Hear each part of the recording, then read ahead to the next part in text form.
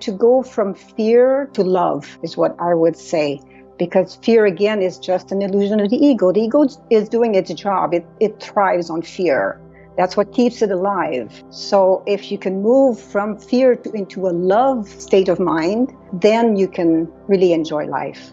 I see us as part of an ocean. A part of us comes here to experience life, but we return to the ocean and we become the ocean. You can't separate the two. It's like you say, it's all one, and it is like a dance, going back and forth and needing both. You need the ego and you need your higher self, and it's about, learning to work together and play together and see it for what it is. Yeah, I see it as it's like becoming a master of the illusion, that is put in front of us. Not so much mastering life, but the illusion that we are in, because we're here to master that. And it doesn't mean that you change the illusion, but you change your perception of it.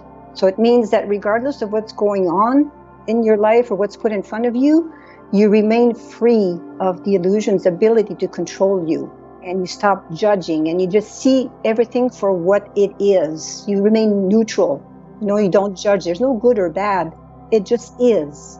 Allowing everything to happen, because I've been through, periods of my life where I tried to control everything, and that doesn't work. You have to allow and trust that whatever is put on your path is there for a reason. You chose to do this. Maybe you don't remember, like I said before, but it is there for a purpose. So to allow and trust is a big part of that. Yeah, intuition to me, it means to be taught from within. It's listening to your soul. It's like your inner GPS. And that voice, like you said, has always been there. It's who we are. And it's not based on reasoning. It's a knowing.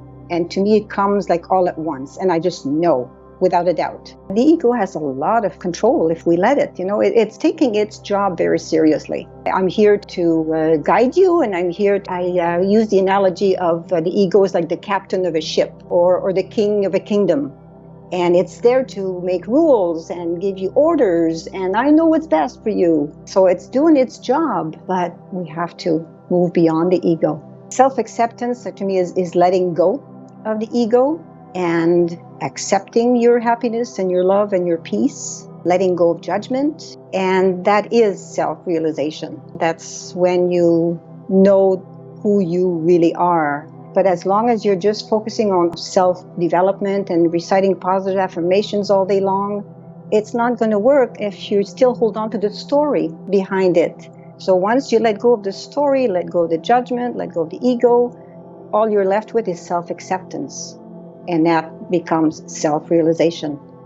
No resistance, no stories. It's when you let go of the story, it makes a big difference. And the trick there, like I said before, is to become the observer of the story. The story is still there, but become the observer. And it's not an easy thing to do because we want to jump right in, and get all caught up in all the stories. But if you can step back and see yourself as an actor and you're playing a role, and as if you're watching a movie, you kind of step back and watch your own movie and watch yourself act and respond.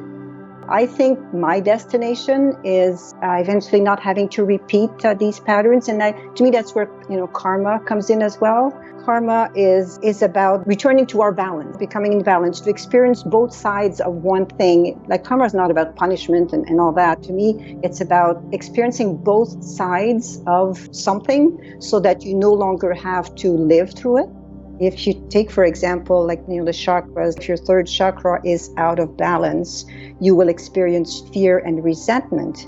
But when your third chakra is in balance, you experience courage.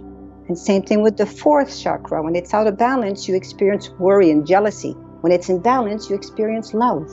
As long as we have healing to be done, if there's healing left for us to do, that this earthly personality is the best vehicle to do that, because this planet is about feeling. So this is a great school for that. This is where we experience feelings. A lot of healing has to be done through feelings.